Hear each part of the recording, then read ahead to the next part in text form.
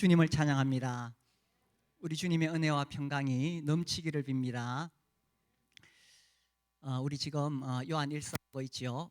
우리 좀 표부터 읽어봅시다. 우리는 시작. 우리는 사람들입니다.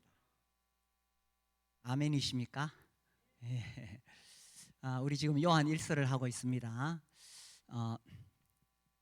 이 요한 1서에서 이 기록된 목적을 우리가 처음에 좀 살펴봤는데, 그 목적 중에 하나가 2장 26절이었죠. 너희를 미혹하는 자들에 관하여 내가 이것을 너희에게 썼노라. 이 당시에 그리스도인들을 미혹하는 그런 거짓 선지자, 거짓 교사들이 있었다는 겁니다. 특별히 이 영지주의가 배경이 되고 있었어요. 이제 이런 이야기가 내려옵니다. 그 영지주의의 아주 대표적인 케린투스라는 사람이 있는데, 이 사도 요한이 제자들을 데리고 목욕탕에 갔어요. 그 시대도 목욕탕이 있었나 봐요. 목욕탕에 갔다가 케린투스가 들어오는 걸 봤습니다.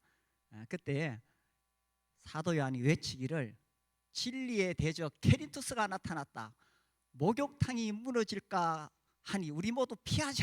이래가지고 다 나왔대요.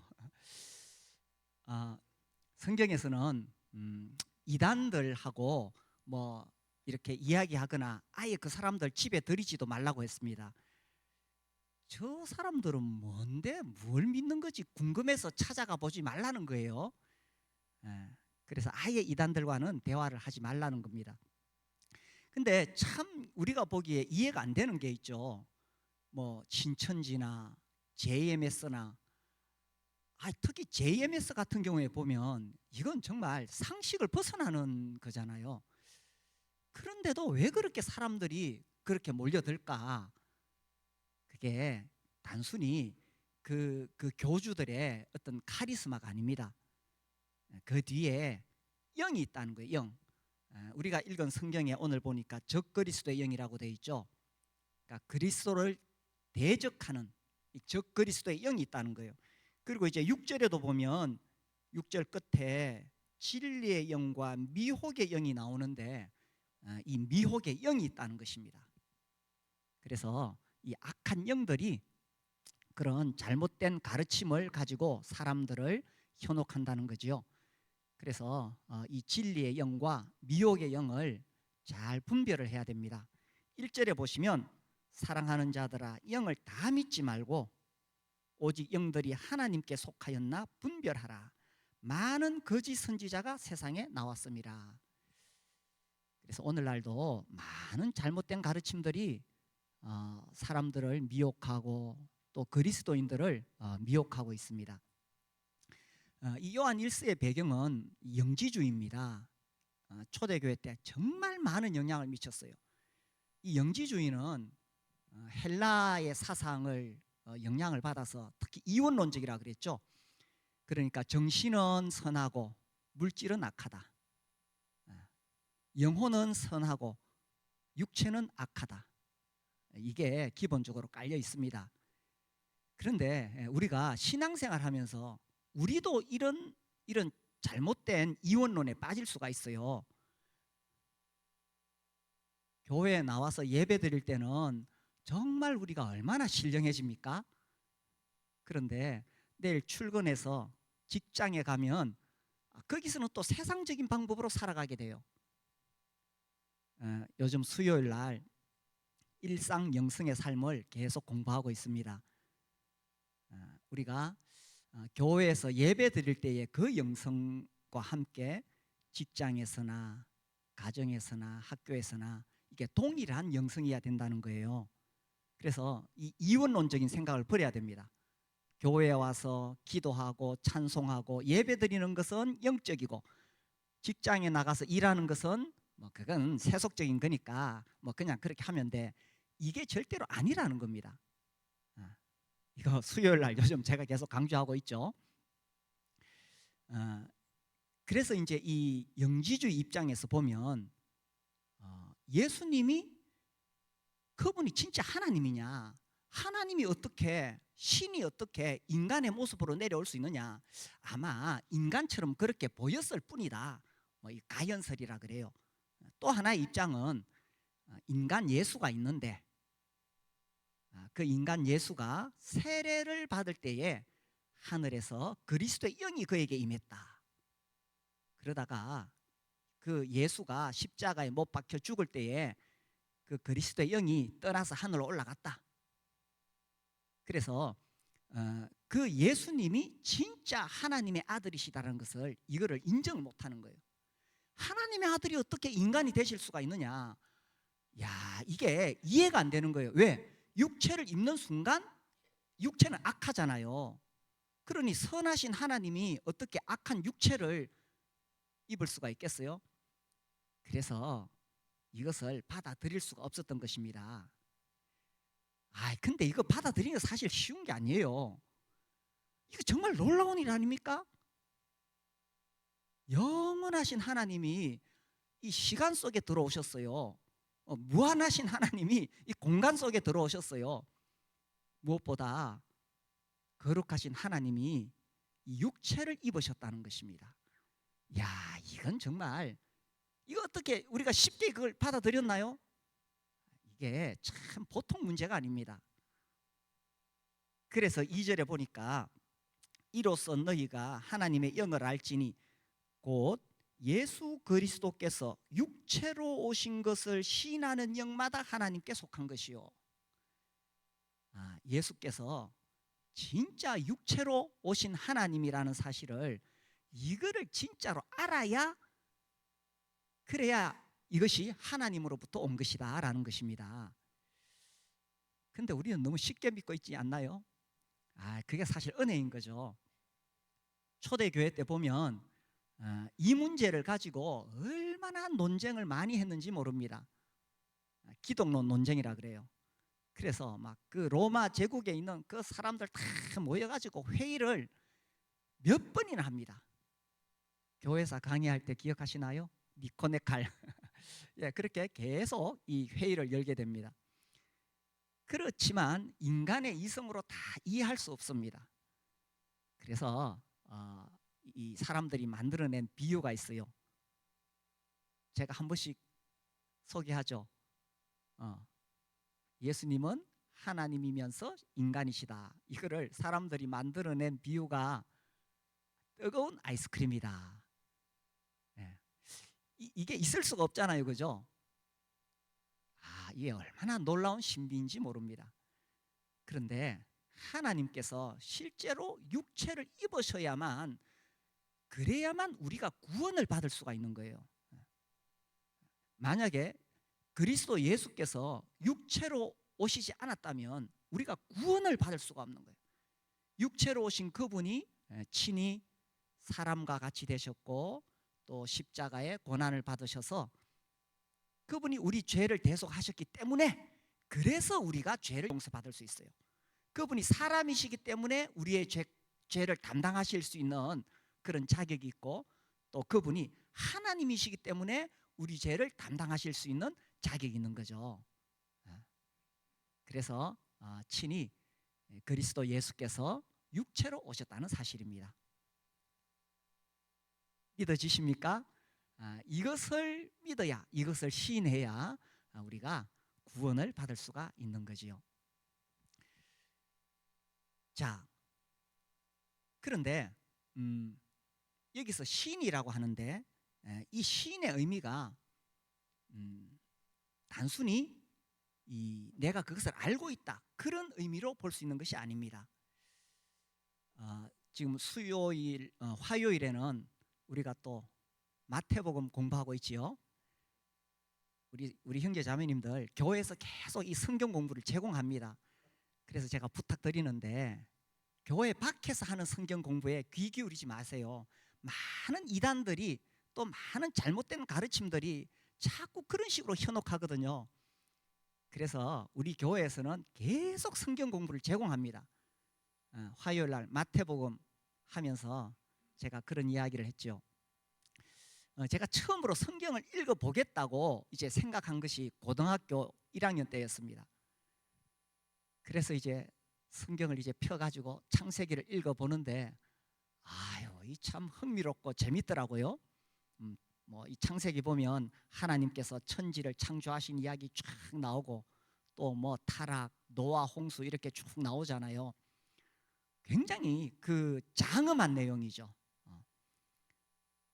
그러다가 이제 구약 읽다가 또 신약은 어떤가 해가지고 마태복음을 딱 폈습니다. 마태복음 1장을 이렇게 읽어가면서 제 마음에 약간 실망감이 들었어요.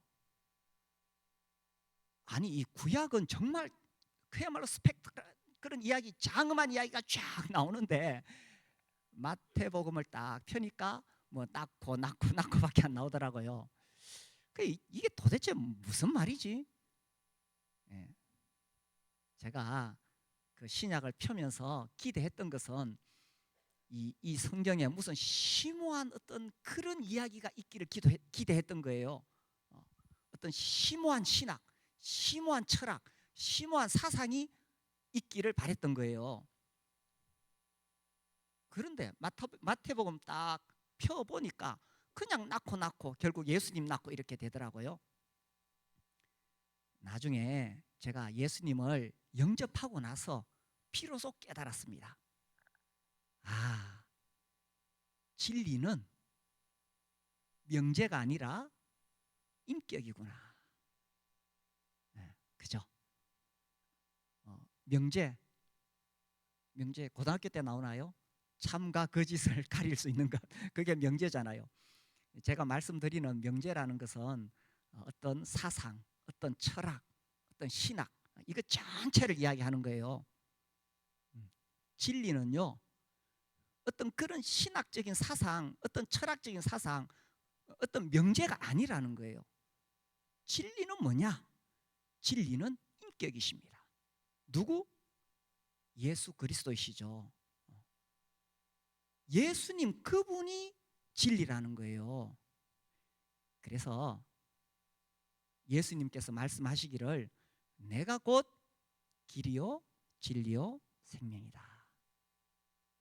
예수님은요, 길을 가르쳐 주러 오신 분이 아닙니다. 제가 처음에 이걸 이해를 못했어요. 예수님이 뭔가 길을 가르쳐 주시기를 기대했던 거지요. 아니에요. 예수님은 길을 가르쳐 주시는 분이 아니에요. 예수님이 진리를 가르쳐 주러 오신 분이 아니에요. 예수님 그분이 진리예요. 예수님 그분이 생명이죠. 인류의 어떤 위대한 선생도 이렇게 말한 사람이 없습니다. 아니, 그렇게 말할 자격이 없어요. 뭐 공자나 뭐 마호메시나 시달타나 이 땅에 와서 사람들에게 많은 가르침을 줬지요. 그렇죠. 뭐 그분들의 가르침에 의미가 있습니다. 인생 사는데 도움이 됩니다. 조언이 되죠. 그러나 그분들이 가르치려고 했지만 그분들 자신이 진리가 되지는 못했어요. 물론 예수님께서 길을 가르쳐 주시고 하시지만 그러나 중요한 것은 예수님 그분이 진리라는 사실입니다. 이게 정말 놀라운 거예요. 예수님이 우리에게 뭐 가르쳐 주러 오신 게 아니라 그분 자신이 진리라니까, 그분 자신이 길이라니까요. 이게 이런 거예요. 요즘 또 뭐 인문학 열풍이 불어가지고 인문학 그 고대 그 철학들 보면 얼마나 심오합니까?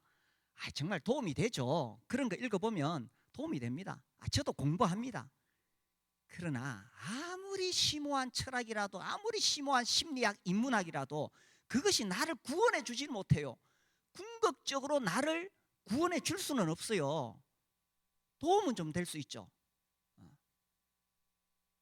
그러나 그것이 진리는 아니에요. 죄인인 인간, 정말 나는 누구인가? 내 인생의 의미는 무엇인가? 나는 무엇을 위해 살아야 되느냐? 이런 것에 대해서 근본적인 답은 주지 못하는 거예요. 그래서 제가 전도할 때 이런 이야기를 합니다. 자, 물에 빠졌어요. 태평양 바다에 빠졌어. 태평양 바다에 빠져가지고 이 지금 거기서 빠져나와야 되잖아요. 공중에 이렇게 헬기가 나타나서 도로로 헬기가 나타나가지고 헬기에서 탁 하나 뭘 던져줘. 탁 주워 보니까 수영 교본, 초보자도 금방 배울 수 있다. 이런 거예요. 지금 물에 빠져 죽어가는 사람에게 어떻게 헤엄쳐서 나올 수 있는지 가르쳐주는 수영 교본이 필요합니까? 아니면 실제로 들어가서 그를 건져내야 될 구조대원이 필요한 겁니까? 그래서 하나님을 떠나서 죄악 가운데 살아가며 인생의 의미와 목적을 모르는 인간에게 어떤 사상이나 철학이 필요한 게 아니에요. 나를 정말 그 궁극적인 인간의 본질적인 그 질문으로부터 해답을 주고 건져낼 수 있는 분은 명제가 아니라 인격이라는 사실입니다. 그분이 예수 그리스도시죠. 아멘이십니까? 그래서요, 교회는 예수님을 전하는 곳입니다. 혹시 이제 우리 교회 이렇게 오신 분들이 생각하실 때, 야, 이 교회에서 내가 뭔가 좀 깨달음을 얻고 싶어. 내가 뭔가 좀 인생에 도움이 되는 것을 내가 좀 알고 싶어. 물론 이 성경을 읽어보면 그런 이야기들이 많이 나옵니다. 왜냐하면 이 성경은 사람을 만드신 하나님께서 우리 인생이 어떻게 살아가야 될지 인생 설명서로 주신 것이거든요. 그래서 우리가 성경을 공부하면 뭐 가정생활, 직장생활, 그 우리 모든 삶에 있어서 교훈을 얻을 수가 있습니다.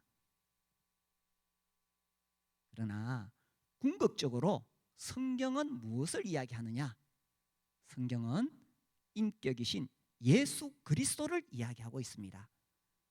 그래서 예수 그리스도가 누구이신지 알게 될 때 그때 비로소 내가 구원을 받을 수가 있다는 사실이에요.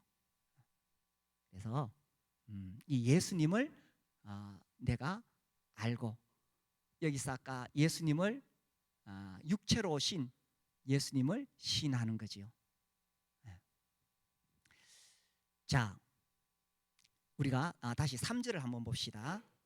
이 시인한다고 되어 있는데 4장 아까 우리가 2절에 읽었지요. 2절에 예수 그리스도께서 육체로 오신 것을 시인한다 되어 있고, 그 다음에 3절 같이 읽어볼까요? 3절 시작.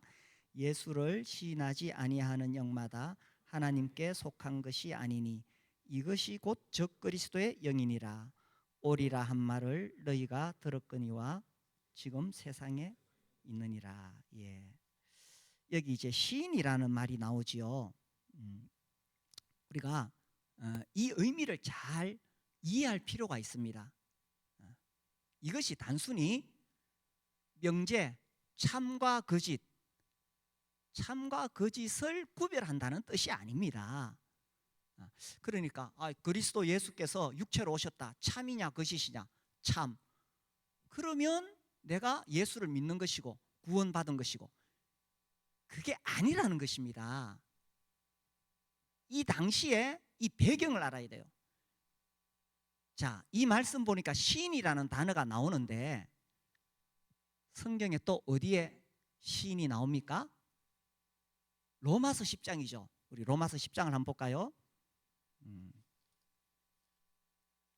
로마서 10장 9절과 10절에 보면 시인이라고 나옵니다. 자, 같이 읽어볼까요? 9절 네가 시작.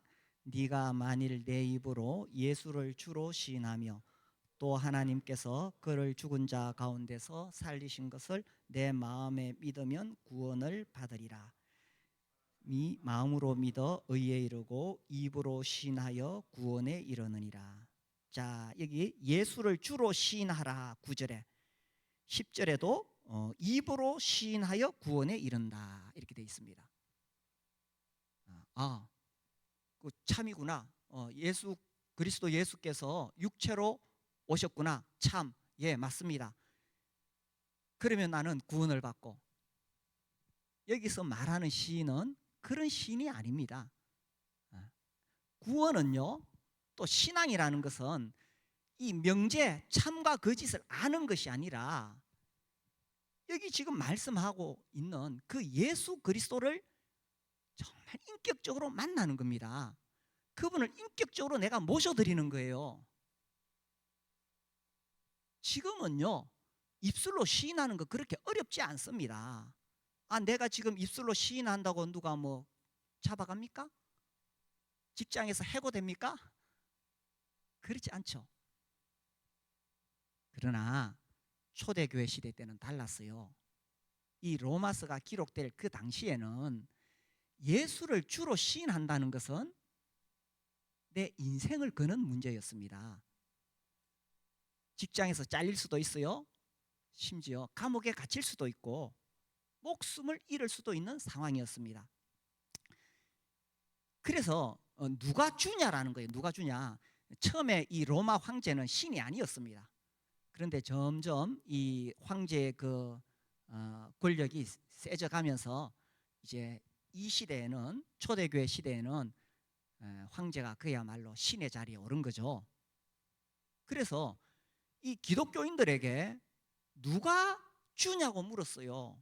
누가 왕이냐고 물었어요. 그때 그리스도인들은 예수가 주라고 대답했는 거예요. 아니, 황제가 주라고 대답해야 되는데 예수가 주라고 대답했는 거예요. 그러면 붙잡혀 가는 거죠. 많은 것을 잃어버리게 됩니다. 그래서 여기서 입으로 시인한다는 것은 자신의 많은 것을 걸고 이야기하는 거예요. 왜 그렇게 그 사람들이 그런 손해를 볼 줄 알면서도 예수를 주라고 시인할 수 있을까요? 그들은 단순히 명제로서 아, 예수가 하나님 아들이다, 십자가에 내 죄를 위해 죽었다, 참, 이렇게 시인한 게 아니라니까요. 그들은 정말 예수님을 인격적으로 만났고 그들은 부활하신 예수님을 만났고 그렇게 믿었기 때문에 기꺼이 많은 것을 잃어버릴지라도 예수님을 주라고 시인할 수가 있었다는 거죠. 예수님이 주라는 것은 이게 정치적인 면에서 황제와 바로 대적하는 겁니다. 그래서 우리는 예수라는 왕의 통치 아래 있다, 이런 표현이에요. 이거를 로마 제국의 황제가 받아들일 수가 없었기 때문에 붙잡아다가 박해를 했던 거죠. 그리고 예수를 왕이다, 주라고 이렇게 표현하는 데는 예수는 우리의 예배 대상입니다 하는 의미가 담겨 있습니다. 이게 참 놀라운 거예요. 그리스도 예수께서 육체로 오시지 않았다면, 그분이 하나님이 아니라면 그분은 예배의 대상이 되지 않습니다. 이게 초대교회 때 굉장히 논쟁이 되었던 부분입니다. 그래서 예수가 정말 하나님이시고 그분이 정말 신이시기 때문에 우리는 그분을 예배한다는 거예요. 그렇기 때문에 또한 그분이 우리의 진정한 구원자가 되신다는 사실입니다. 그래서요, 성경은 결국 무엇을 이야기하고 있느냐. 성경 물론 많은 심오한 신학이 있고 철학이 있어요. 그러나 그걸 명제로 알고 있다면 아무 의미가 없다는 것입니다. 이 성경을 명제로 어떤 철학이나 사상으로 아는 것이 아니라 이 성경에 예수 그리스도를 만나야 된다는 것입니다. 아이고, 성경 많이 읽어요. 1년에 10번씩 읽어요. 그래서 성경을 환히 꿰뚫고 있어요. 그러나 예수 그리스도를 인격적으로 만나지 못했다면 성경을 제대로 읽은 것이 아니라니까요. 교회 열심히 다녀요. 교회 봉사 열심히 합니다. 그런데 여기 교회 와서 예배드리고 찬양하고 봉사하면서 예수 그리스도를 인격적으로 만나지 못했다면 단순히 참과 거짓을 가리는 내가 명제의 상태에 머물러 있다는 사실입니다. 우리는 특별히 이 매주 떡과 잔을 통해서 정말 인격적으로 예수님을 만나고 또 그분께 예배를 드리려고 하고 있습니다. 우리가 매주 드리는 그 만찬상의 예배야말로 정말 예수 그리스도를 만나는 자리이죠. 나를 위해 십자가에 죽으시고 부활하신 예수 그리스도. 지금은 하나님 우편에 계시지만 그분 여전히 나와 함께 하시고 내 손을 붙잡고 이 인생길을 가고 계시는 분이시죠.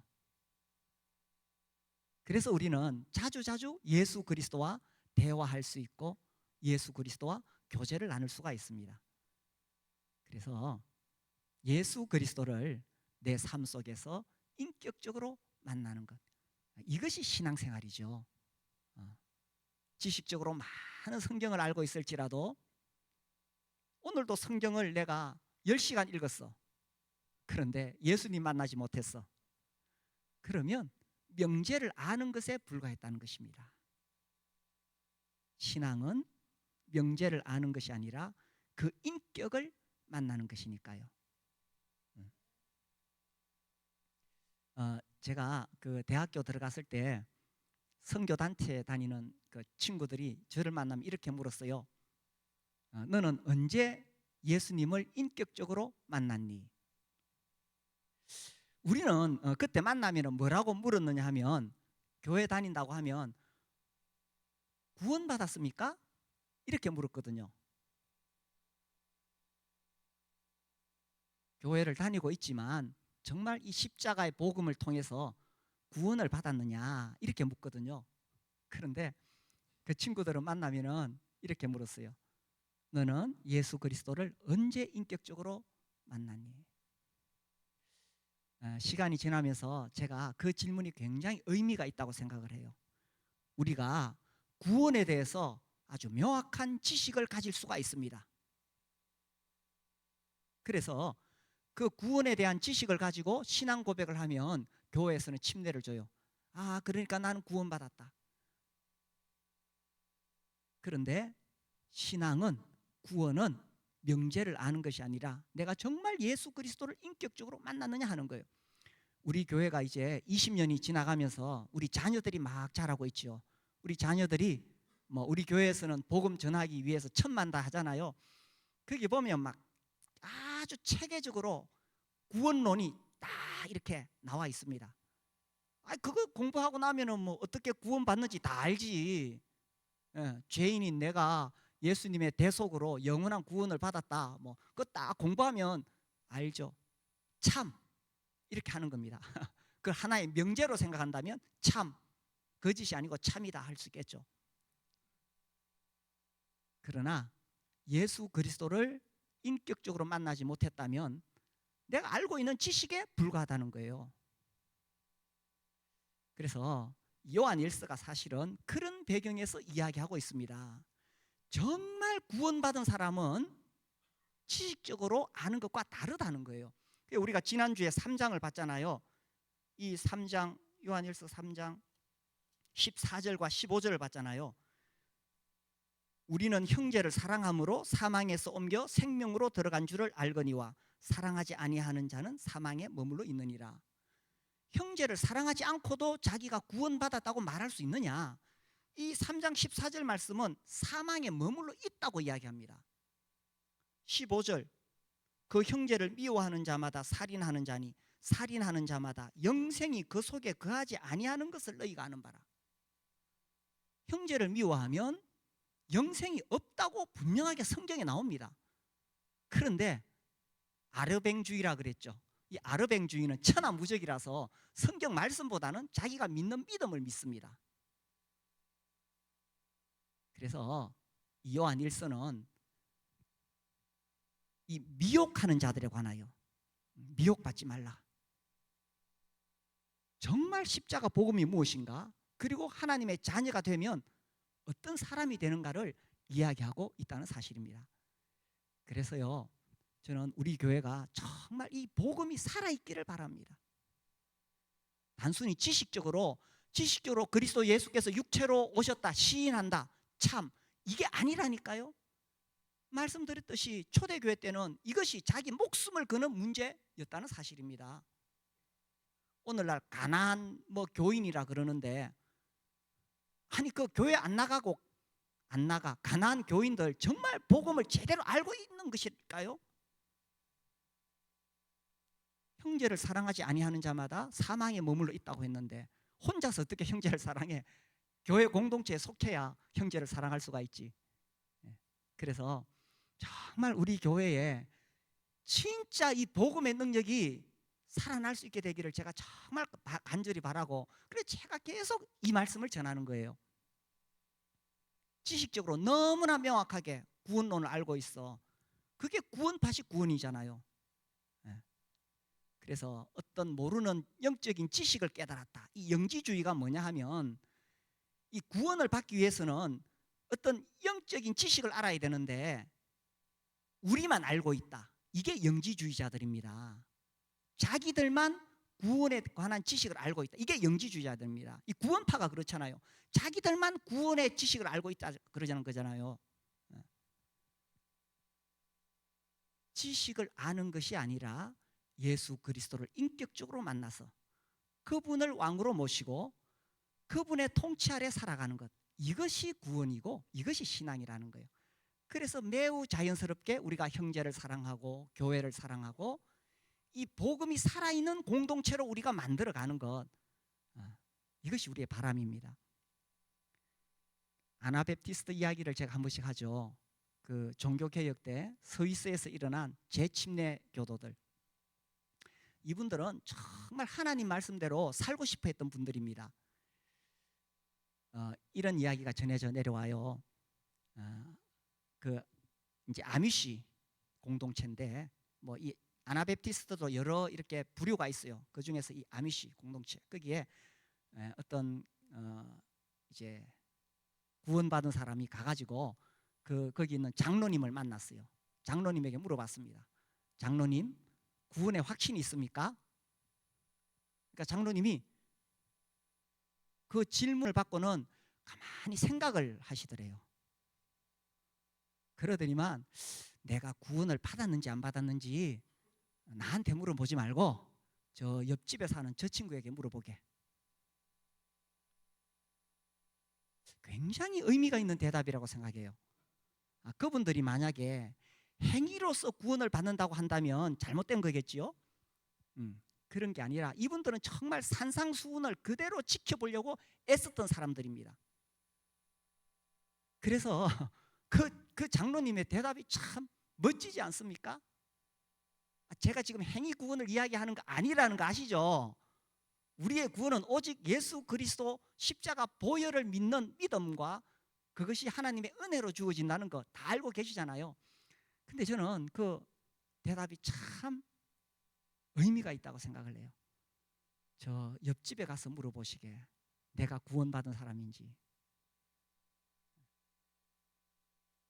그래서 정말 우리 교회에 이 단순히 입으로 시인하는, 여기서 말한 게 명제를 아는 것이 아니라니까요. 그것이 아니라 정말 이 복음의 생명력이 살아있어. 참 예수 그리스도가 나의 주님이 되시고 그분이 나의 왕이 되시고, 그래서 그분의 통치 아래 살아가게 되므로 우리가 변화된 사람들이 되는 것, 우리 교회가 그런 교회가 되었으면 좋겠습니다. 우리 기도하겠습니다.